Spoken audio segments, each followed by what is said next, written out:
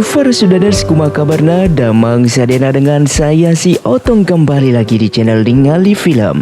Pada episode kali ini, kita akan membahas alur cerita dari film Sword of Yang Ye season kedua yang rilis pada tahun 2020 untuk bagian yang keempat. Dan tidak usah berlama-lama lagi, mari kita mulai ceritanya.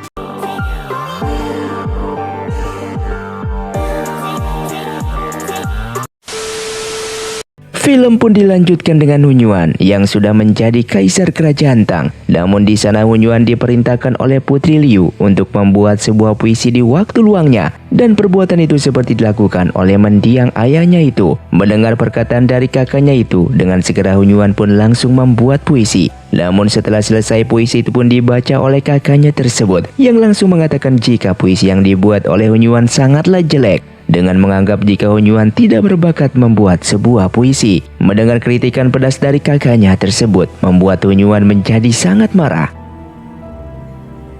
Setelah itu Li Pei yang merupakan paman dari Hunyuan langsung mencoba mendekati Hunyuan dengan menghasutnya jika Putri Liu sangatlah tidak pantas yang selalu ikut campur dalam masalah kerajaan Tang, yang artinya Putri Liu tidak menganggap jika Hunyuan merupakan seorang kaisar. Sehingga Li Pei yang memiliki niat jahat langsung mengatakan kepada Hunyuan untuk menyingkirkan Putri Liu dari kerajaan Tang. Namun Hunyuan mengatakan jika Putri Liu merupakan kakak satu-satunya yang kemungkinan besar jika dirinya tidak tega untuk mengusir kakaknya sendiri dari istana.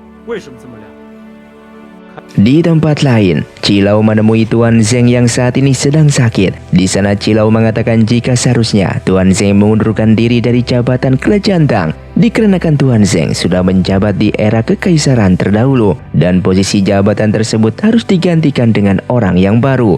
Mendengar hal itu, Tuan Zeng sangatlah terkejut dikarenakan Cilau sudah lancang mengatakan seperti itu kepadanya, dan sampai kapanpun Tuan Zeng akan tetap mengabdi kepada kerajaan ini. Sementara saat ini Putri Liu sangat kecewa terhadap keputusan dari Hunyuan, dikarenakan saat ini ia mengetahui jika Hunyuan telah meminta Tuan Zeng untuk mengundurkan diri dari jabatannya. Walaupun saat ini Hunyuan merupakan seorang kaisar, namun ia tidak boleh memutuskan sesuatu tanpa dirinya, dikarenakan sejak dulu Tuan Zeng merupakan orang kepercayaan dari kerajaan Tang.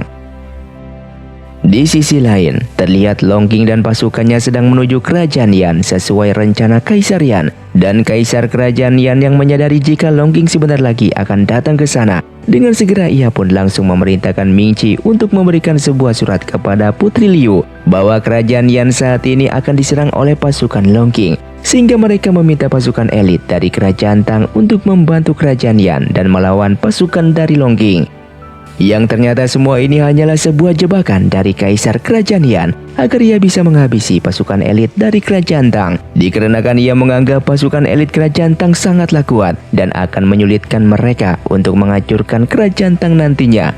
Mengetahui jika Kerajaan Yan membutuhkan prajurit dari Kerajaan Tang, dengan segera Hunyuan pun menulis sebuah surat perintah untuk Jenderal Xianji, dikarenakan ia mengira jika Jenderal Xianji merupakan sebuah ancaman baginya, mengingat jika Jenderal Xianji adalah kaki tangan kepercayaan dari ibu tirinya yaitu Xiao Tian. Setelah itu Hunyuan pun menemui Cilau. Di sana Cilau mengetahui jika Hunyuan mengirim Jenderal Xianji beserta pasukan elit lainnya ke kerajaan Yan dengan mengira jika mereka adalah ancaman baginya. Namun Cilau mengatakan jika mereka bukanlah ancaman yang sesungguhnya, dan ancaman yang sebenarnya adalah Ketua Su yang merupakan seorang jenderal dari kota Huang perbatasan kerajaan Tang. Dikarenakan Ketua Su merupakan jenderal yang sangat hebat, meskipun ia saat ini tidak berada di istana kerajaan Tang, akan tetapi ia sangat setia kepada sang kaisar maupun Xiao Tian, dan tidak menutup kemungkinan Ketua Su akan membantu Xiao Tian merebut tahta dari Hunyuan dan menjadikan anaknya sebagai kaisar kerajaan Tang yaitu Li Qian. Singkatnya, saat ini Jenderal Xianzi dan pasukan elit kerajaan Tang telah tiba di kerajaan Yan. Terlihat pasukan kerajaan Yan menyambut mereka dengan baik dan memintanya bergabung dengan pasukan kerajaan Yan untuk melawan Long Qing nantinya. Dan Kaisar Kerajaan Yan yang mengetahui kedatangan pasukan elit Kerajaan Tang dengan cepat memerintahkan Ming Qi untuk memimpin pasukan di sana. Terlihat Long Qing dan semua pasukannya telah bersiap untuk menyerang pasukan elit Kerajaan Tang, sehingga pertempuran pun terjadi. Terlihat serangan pertama Long King dengan mudah dikalahkan oleh pasukan elit kerajaan Tang. Namun tiba-tiba pasukan kerajaan Yan mengepung Jenderal Xianzi di sana. Mengetahui hal itu, Jenderal Xianzi menyadari jika semuanya ini adalah jebakan dari kerajaan Yan yang sudah bekerja sama dengan Long King untuk menghancurkan kerajaan Tang dengan cara menghabisi semua pasukan elit yang dimiliki oleh kerajaan Tang. Sehingga Jenderal Xianzi dan pasukannya terlihat sangat kewalahan melawan mereka semua. Dan satu persatu pasukan elit kerajaan Tang berhasil dibunuh oleh mereka. Singkatnya, saat ini hanya tersisa Jenderal Xianzi yang masih diberikan kesempatan untuk hidup. Kemudian Ming Qi menemui sang Jenderal Xianzi dengan mengatakan jika kerajaan Yan selama ini telah ditindas oleh kerajaan Tang. Maka dari itu kerajaan Yan memutuskan untuk berkhianat kepada kerajaan Tang. Terlihat Long King yang berada di sana mengatakan jika ia mengakui kehebatan dari pasukan elit kerajaan Tang. Akan tetapi masih banyak di luar sana yang jauh lebih hebat dari mereka. Melihat kedatangan Long King, Jenderal Xianzi merasa heran kenapa Long King dan Ming Qi bisa bekerja sama padahal hubungan mereka dari dulu tidak pernah baik. Namun Ming Qi dari belakang langsung menusuk Jenderal Xianzi yang membuatnya tewas di sana. Keesokan harinya, berita pengkhianatan kerajaan Yan kepada kerajaan Tang terdengar di istana. Di sana pengawal pribadi sang putri mengatakan jika kerajaan Yan dipimpin oleh Ming Qi telah bekerja sama dengan Long King. Bahkan Jenderal Xianzi pun telah dibunuh oleh mereka. Di tempat lain, terlihat Xiao Su mendatangi kerajaan Yan. Di sana ia merasa sangat terkejut dikarenakan melihat banyak sekali mayat yang berjatuhan. Dan di antaranya mayat itu adalah pasukan elit kerajaan Tang. Melihat hal tersebut, Xiao Su pun menyadari jika kerajaan Yan telah berkhianat kepada kerajaan Tang.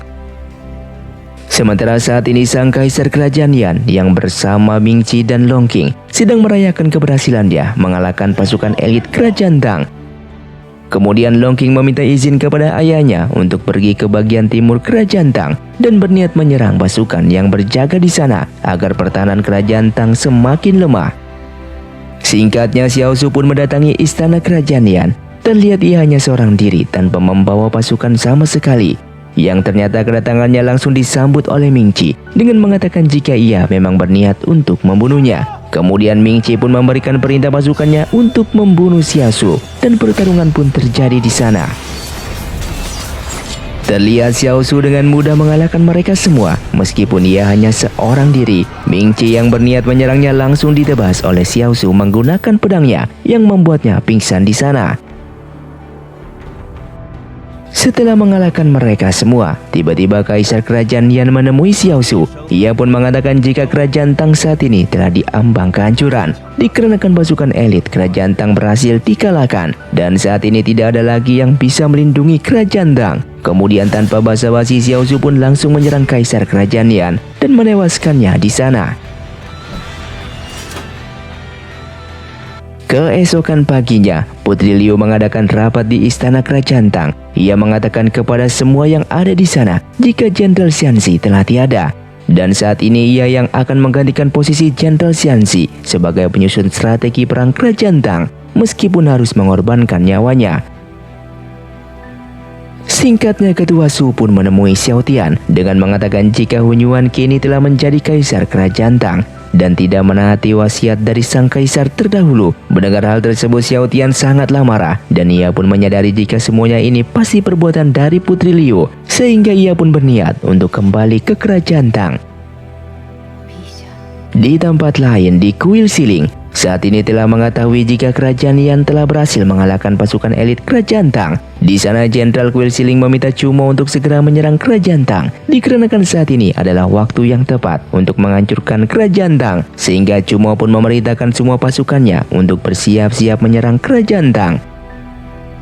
Di tempat lain, Bai Fei pun mendatangi Sui. Ia mengatakan jika kerajaan Dahe yang merupakan kerajaan milik Sui akan mendatangi Kuil Siling untuk bekerja sama melawan kerajaan Tang. Kemudian Sui menjawab jika kerajaan Tang bukanlah kerajaan yang mudah untuk dikalahkan. Keesokan paginya, Kuil Siling dipimpin oleh Cumo telah bersiap untuk pergi ke kerajaan Tang. Sementara dari kejauhan terlihat Hao Tian terbangun dari pingsannya setelah bertarung dengan guru besar. Saat ini Hao Tian seperti memiliki dua wujud yang berbeda antara dirinya dan Sang Sang. Singkatnya, Cilau mengantar surat kepada Putri Liu dan surat tersebut berisikan pemberitahuan jika kuil Siling dan beberapa kerajaan lainnya segera menuju ke kerajaan Tang. Namun Putri Liu tidak merasa takut atas surat tersebut dan ia berniat akan melawan semua kerajaan yang berusaha untuk menghancurkan kerajaan Tang. Kemudian Liu meminta Hunyuan untuk memberikan sebuah perintah, dikarenakan hanya Hunyuan yang bisa memberikan perintah tersebut. Akan tetapi Hunyuan yang bodoh hanya bisa terdiam dan tidak bisa mengatakan apapun. Terlihat sang jenderal mendatangi rapat yang diadakan oleh Putri Liu. Di sana ia mengatakan jika saat ini Long Qing dan pasukannya sedang menuju bagian timur kerajaan Tang dan berniat menghabisi semua pasukan di sana. Mendengar hal tersebut, semua orang di sana merasa panik, dikarenakan semua sisi kerajaan yang telah berhasil dikalahkan oleh mereka dan kemungkinan besar juga akan menyerang bagian pusat kerajaan Tang. Dengan segera Putri Liu pun membuat strategi pertempuran bersama para jenderal kerajaan Tang. Di sana ia mengatakan jika saat ini kerajaan Tang memiliki ribuan pasukan yang akan diterjunkan untuk menahan serangan dari Long Qing dan meminta pengawal pribadinya untuk memimpin semua pasukan tersebut. Dikarenakan saat ini kerajaan Yan bukanlah ancaman bagi kerajaan Tang, akan tetapi ancaman yang terbesarnya adalah pasukan berkuda yang berpihak kepada Long Qing, dikarenakan mereka merupakan pasukan yang sangatlah hebat.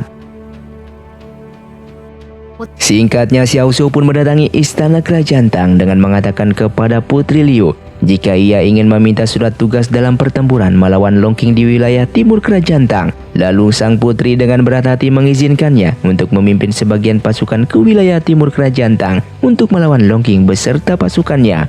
Xiao Su yang akan pergi, tiba-tiba Putri Liu pun memberikan hormat kepadanya dikarenakan telah membantu kerajaan Tang.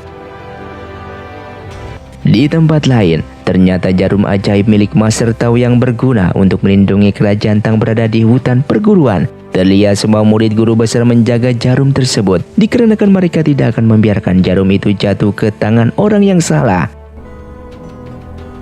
Sementara saat ini Ningqi masih berusaha mencari keberadaan Sangsang dan guru besar. Meskipun dirinya sudah sangat kelelahan dan hampir pingsan di sana, dan tak lama kemudian ia pun teringat kepada Ketua Su yang berada di kota Wang. Dengan segera ia pun akan ke kota tersebut. Singkatnya, Ningqi pun telah tiba di kota Huang dengan memberikan hormat kepada mendiang kaisar kerajaan Tang yang telah tiada. Dan setelah itu Ningqi dan Ketua Su berbincang satu sama lain sambil mengingat dirinya di saat berada di kota Huang saat dulu. Di sana Ketua Su meminta Ningqi untuk mengantarkan Xiao Tian beserta Li Chen kembali ke kerajaan Tang, dikarenakan kerajaan Tang saat ini dipimpin oleh Hunyuan, yang padahal isi surat wasiat dari mendiang sang kaisar terdahulu meminta jika Li Chen yang akan menjadi sang kaisar. Kemudian Ketua Su memberikan surat wasiat tersebut kepadanya, sedangkan ia akan berjaga di kota Huang dikarenakan kemungkinan pasukan musuh akan menyerang perbatasan kerajaan Tang. Setelah itu Ningqi pun menerima perintah tersebut dan pergi dari sana. Setelah itu ia pun menemui Xiao Tian dan Li Chen. Di sana ia berjanji akan membawa mereka berdua kembali ke kerajaan Tang dan menjadikan Li Chen sebagai kaisar dengan menggantikan posisi Hunyuan. Xiao Tian pun menaruh harapan kepada Ningqi, dikarenakan hanya Ningqi lah satu-satunya harapan mereka agar bisa kembali ke kerajaan Tang saat ini. Namun sebelum pergi, mereka semua pun mulai mengadakan sesi pemakaman sang kaisar dengan membakar jasad sang kaisar di kota Huang. Setelah itu seluruh pasukan mulai berangkat mengawal kepergian Xiao Tian dan Li Chen yang membawa surat wasiat yang asli dan membawa abu mayat dikremasi milik sang kaisar. Dan Ningqi yang mengawal pasukan di sana memiliki tanggung jawab yang besar atas keselamatan mereka berdua. Sebelum pergi, Ningqi meminta kepada Ketua Su untuk jangan mati terlebih dahulu dikarenakan ia pasti akan kembali. Dengan bersamaan pasukan Long Qing hampir tiba di kota Huang, dikarenakan mereka tahu jika Ningqi berada di sana, dan mereka yang telah membantai seluruh penjaga di sana mulai melanjutkan perjalanannya. Sementara saat ini di kota Huang hanya tersisa beberapa prajurit saja yang menjaga perbatasan bersama Ketua Su. Namun tiba-tiba seluruh pasukan di kota Huang telah tewas terbunuh, begitu juga dengan Ketua Su, dan mereka dibantai oleh pasukan Long Qing. Singkatnya, kabar mengenai Ningki membawa Xiao Tian dan Li Chen kembali ke kerajaan Tang sudah terdengar. Hunyuan sangat ketakutan setelah mengetahui jika Ningki ternyata masih hidup. Putri Liu mendengar hal itu menjadi sangat bingung, dikarenakan ia takut kebohongannya yang telah mengubah isi wasiat dari ayahnya akan terbongkar. Singkatnya, Ningki beserta Xiao Tian dan Li Chen telah sampai di gerbang kerajaan Tang. Di sana mereka mendapatkan perlakuan yang tak semestinya dari prajurit di sana. Namun setelah mengetahui jika yang datang adalah permaisuri dan Li Chen, mereka pun segera membuka gerbang tersebut.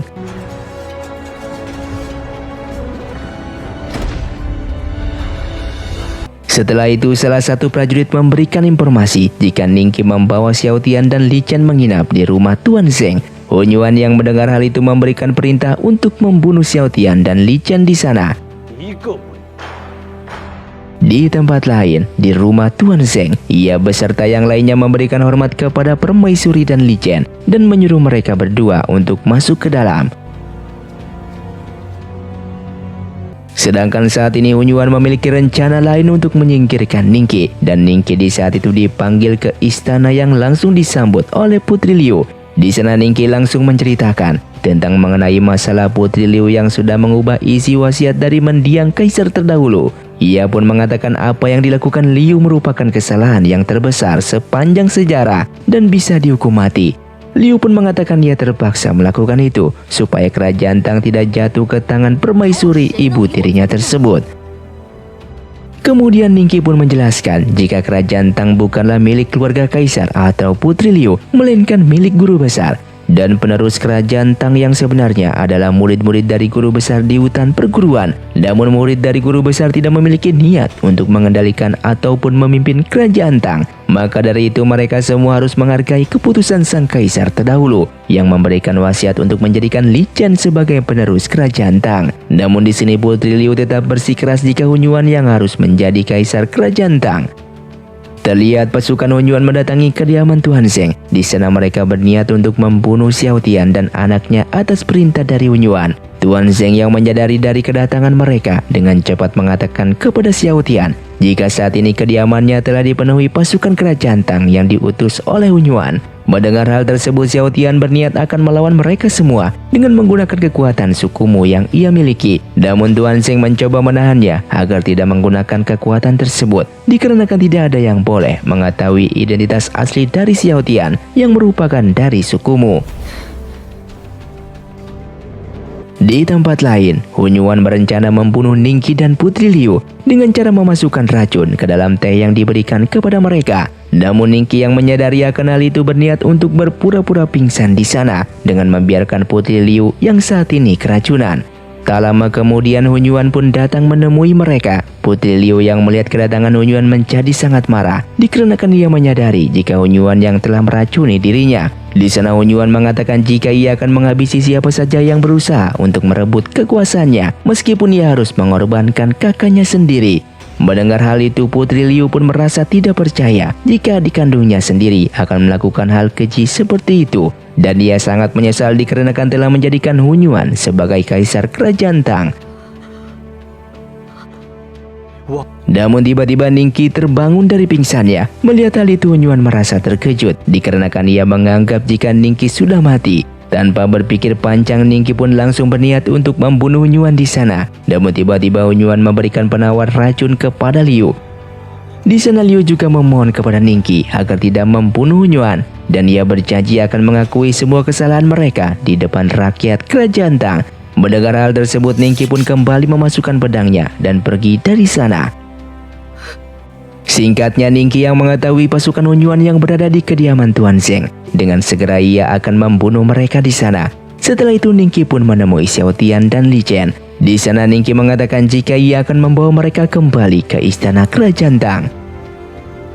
Singkatnya, keesokan paginya terlihat Liu dan Hunyuan mengumpulkan semua pejabat kerajaan Tang. Di sana Hunyuan meminta maaf kepada mereka semua atas kesalahan yang pernah ia lakukan dan berjanji tidak akan mengulangi kesalahan tersebut. Kemudian Hunyuan mendatangi Ningki dengan mengatakan jika ia akan meminta bantuan hutan perguruan untuk membimbingnya agar bisa menjadi kaisar yang baik. Namun Ningki merasa keberatan dengan perkataan Hunyuan, dan Ningki berkata jika Hunyuan tidak pantas untuk menjadi kaisar kerajaan Tang. Tak disangka Ningki pun mengeluarkan pedangnya dan membunuh Hunyuan di sana, yang membuat semua orang di sana langsung terkejut melihatnya. Terutama Putri Liu langsung pingsan yang melihat adiknya mati di sana. Dan setelah itu, pada akhirnya Li Chen pun menjadi kaisar kerajaan Tang sesuai isi wasiat yang diperintahkan oleh sang kaisar terdahulu, sehingga mereka yang mengetahui hal tersebut langsung memberikan hormat kepada kaisar barunya. Di tempat lain, saat ini Putri Liu terlihat sangat bersedih atas kematian adiknya. Melihat kondisi tersebut, pengawal pribadi Putri Liu berusaha untuk menenangkan dirinya. Namun Liu justru meminta pasukannya untuk membawa pengawalnya itu keluar dari sana. Sementara Ming-Chi yang mengetahui jika Putri Liu ditahan oleh kerajaan Tang, ia pun merasa sangat terkejut dan ingin berniat untuk berpura-pura membebaskan Putri Liu di kerajaan Tang. Tak lama kemudian pasukan di sana mengatakan jika Long Qing saat ini sangat kewalahan melawan pasukan kerajaan Tang di bagian timur dan memilih untuk mundur dari medan pertempuran. Mendengar hal tersebut, Ming-Chi pun langsung memerintahkan semua pasukannya untuk segera pergi membantu Long Qing. Sedangkan di tempat lain, Ningki mendatangi kediaman Putri Liu dan di sana ia berniat untuk memastikan kondisinya saat ini. Akan tetapi Liu mengatakan jika Ningki telah membuatnya kecewa dikarenakan saat ini Ningki lebih memilih Xiao Tian dan dibandingkan dirinya. Lalu Ningki pun menjawab jika dirinya hanya menaati isi dari wasiat sang kaisar yang telah memilih Li Chen untuk menggantikan posisi kaisar. Setelah itu Ningki yang akan pergi meminta kepada semua pengawal Putri Liu agar menjaganya dengan baik dan tidak membiarkannya untuk keluar dari sana.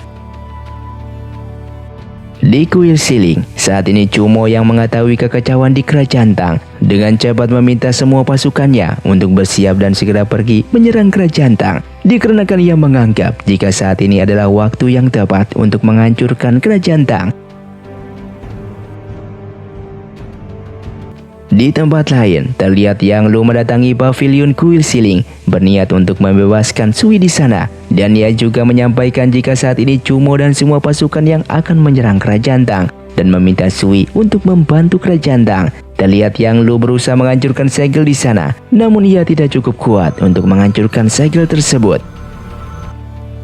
Tak lama kemudian terlihat Sui mencoba membantu Yang Lu dengan mengeluarkan kekuatan miliknya, yang ternyata mereka berdua berhasil menghancurkan segel tersebut. Kemudian Bei Fei dan Mei Chen menemui mereka dan berniat untuk membantu Sui pergi dari sana. Dan film pun bersambung. Terima kasih untuk kalian yang sudah menonton video ini sampai habis. Sampai jumpa di video selanjutnya. Saya pamit orang dari ningali film, si Otong undur diri dan salam Sundaners.